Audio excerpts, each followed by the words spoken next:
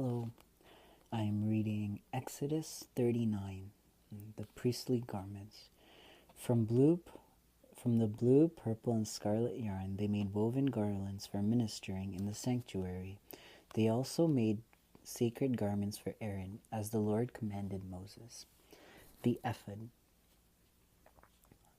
They made the ephod of gold and of blue, purple, and scarlet yarn, and of finely twisted linen. They hammered out thin sheets of gold and cut strands to be worked into the blue, purple, and scarlet yarn and fine linen, the work of a skilled craftsman.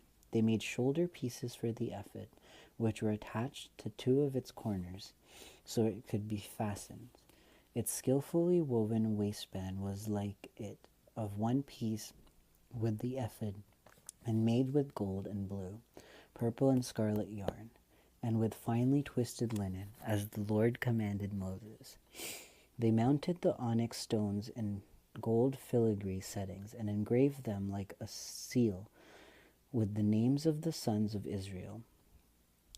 Then they fastened them on the shoulder pieces of the ephod as memorial stones for the sons of Israel, as the Lord commanded Moses. The breastpiece.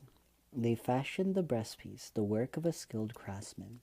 They made it like the ephod, of gold and of blue, purple, and scarlet yarn, and of finely twisted linen. It was square, a span long and a span wide, and folded double. Then they mounted 4 rows of precious stones on it. In the first row there was a ruby, a topaz, and a beryl.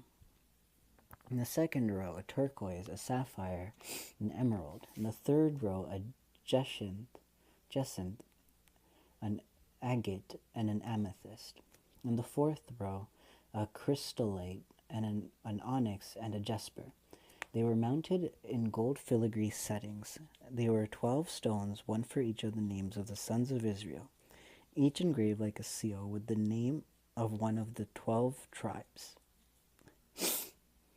For the breastpiece they made braided chains of pure gold, like a robe. They made 2 gold filigree settings and 2 gold rings, and fastened the rings to 2 of the corners of the breastpiece. They fastened the 2 gold chains to the ring at the center, the corners of the breastpiece, and the other ends of the chains to the 2 settings, attaching them to the shoulder pieces of the ephod at the front.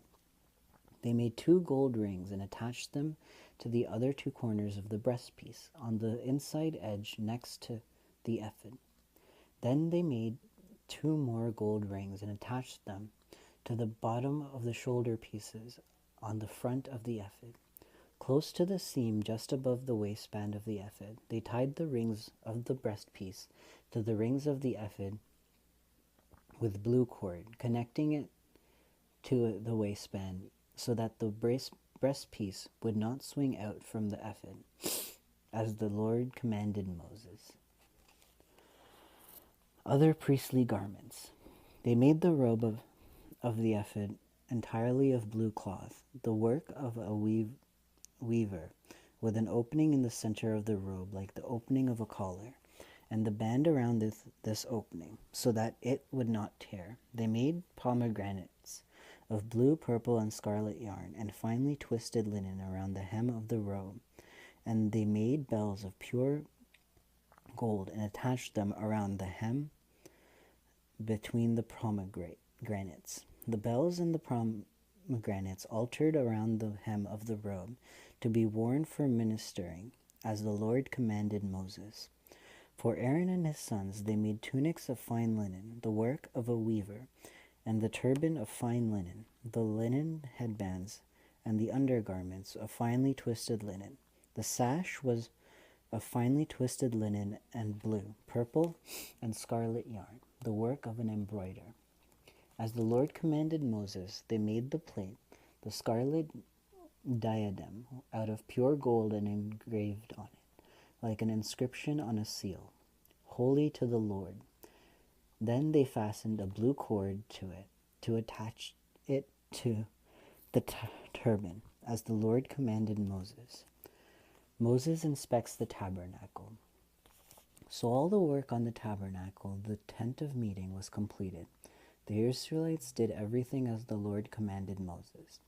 Then they brought the tabernacle to Moses, the tent and all its furnishings, its clasps, frames, crossbars, posts, and bases, the covering of ram skins dyed red, the covering of hides of sea cows, and the shielding curtain, the ark of the testimony with its poles and the atonement cover, the table with all its articles, and the bread of the presence, the pure gold lampstands with its row of lamps and all its accessories, and the oil for the light, the gold altar, the anointing oil, the fragrant incense, the curtain for the entrance to the tent, the bronze altar with its bronze grating, its poles and all its utensils, the basin with its stand, the curtains of the courtyard with its posts and bases, the curtains of the entrance to the courtyard, the ropes and the tent pegs for the courtyard, all the furnishings for the tabernacle, the tent of the meeting,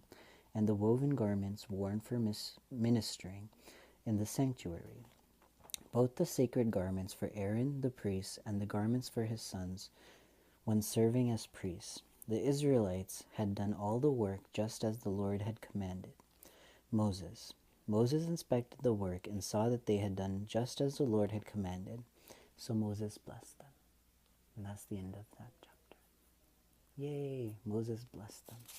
So basically, this chapter, they finished all the clothing and stuff. It reminds me again of like sports teams and jerseys and stuff, and uniforms, things like that.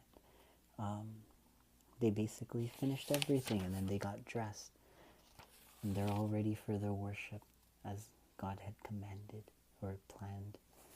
And yeah, now one more chapter left of Exodus.